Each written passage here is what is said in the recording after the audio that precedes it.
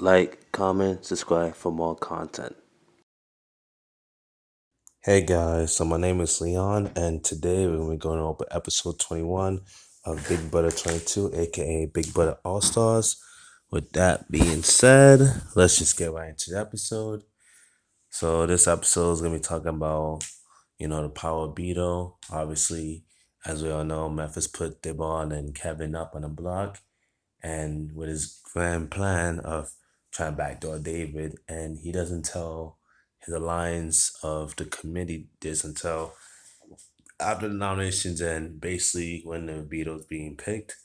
Um, Even though a lot of his, the Dannys and Nicoles of the world who are part of his alliance, they rather see Kevin go than Devon. So they actually at first want the Beatle to be used until Memphis it's like, yo, use the Beatle and whatnot. And then they're less likely to want the Beatle to be used. Um Also when Memphis tells Tyler that he also wants to backdoor obviously, as a conversation with Nicole, Danny, and Tyler after the Beatles players being picked, he said, "Hey, I'm back to David, so please, throw the Beatle to myself, Devon, or Kevin."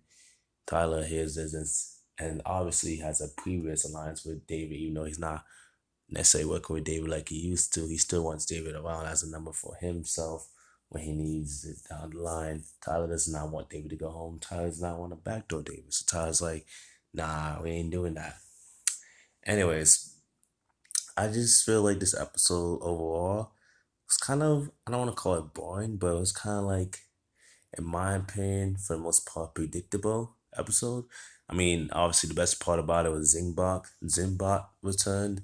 And when hearing all the dishes that Zimbot dishes out to the house kids, I think some of them were actually pretty good. I really like Memphis's one. I think his was the one that Zimbot did on him was pretty clever. I think the one he did on Christmas was also clever, and the rest of them was pretty decent. But overall, the episodes, not the episode overall was kind of it was alright. It was pretty predictable for the most part. Um, Even not having the live feeds or not seeing spoilers, you probably can guess what happened.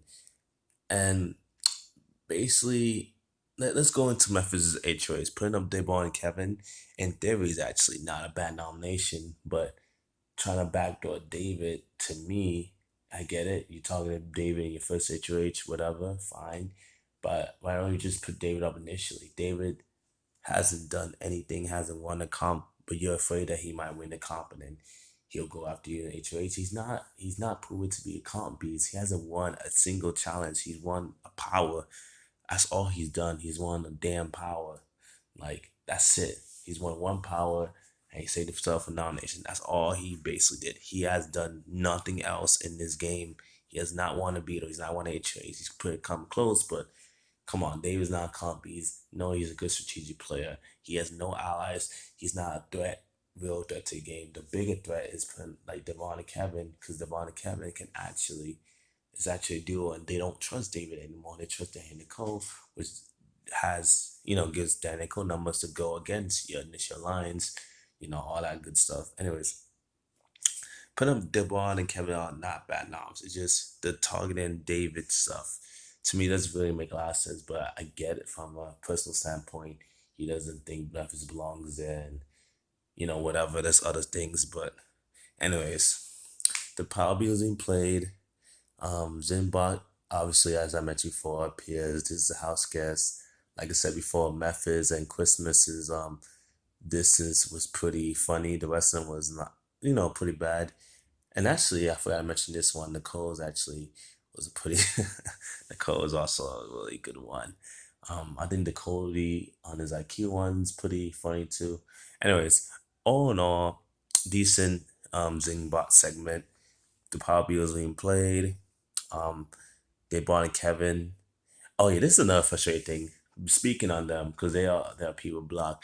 They choose Nicole and Danny. They blatantly expose themselves to trying to have a side deal with Nicole and Danny, as Memphis later explains in the episode when as he talks to Tyler, as Tyler convinces him, hey, maybe they have something to Nicole Danny. Kevin and Devon both get house choice, and they both choose Nicole and Danny instead of choosing David, which not only further isolates David, but further tells Memphis, hey, maybe we should get rid of them instead of David because David really has nobody. And obviously, if he didn't talk to Tyler, Memphis still wanted to target David, but it convinces Tyler and other like the Codys and Enzos was, oh, wait a minute, Devon is trying to get Danny and Nicole to work with her and Kevin and flip against us down the line and all that stuff. So I think Devon and Kevin played that terribly, and obviously they continue to get blindsided and blinded by Nicole and Danny. So it is what it is at this point.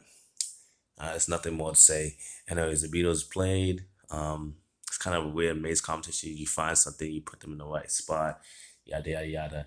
And also another thing is interesting as they dress Zimbot as something from Tiger King. I never have seen it, but whatever.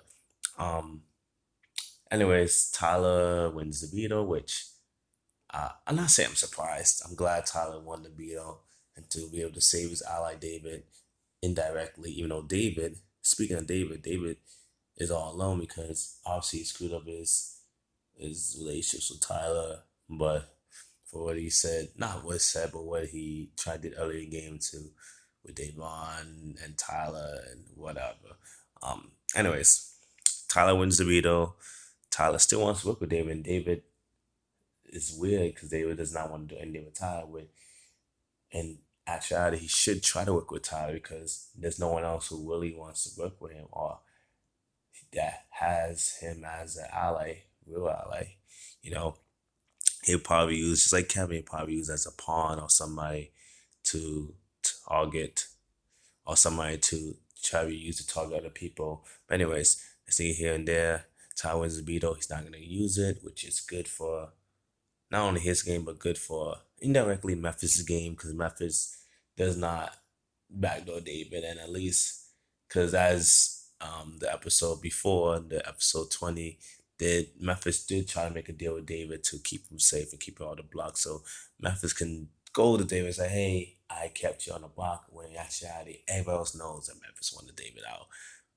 But neither here nor there, Ty decided not to use the Beto. Devon and David, no, I mean not Devon, David. Devon and Kevin are still on the block, and one of them's going home. And from the looks of it, if you look at the votes, even not looking at spoilers, Christmas, always Devon always pissed off Christmas by choosing her as a have not, even though Christmas, I don't know why Christmas was pissed off or whatever. Cody, Enzo, Tyler want Devon out. Danny and Nicole are more likely to keep Devon, and David surprisingly wants to keep Devon over Kevin, which is still surprising to me, but whatever. Even if it's a 3-3 split and Christmas is swing vote, Christmas is gonna vote against Devon outright. So Devon looks like she is gonna be voted out tomorrow, Thursday. So I mean, it sucks. I mean, by the time you listen to this on Thursday or whatever day, Devon will either about to be voted out or will be voted out. So unless there's like a developing blind side and Kevin goes, which I doubt it. Anyways, that's it. I guess that's it for the episode. Thank you guys for watching.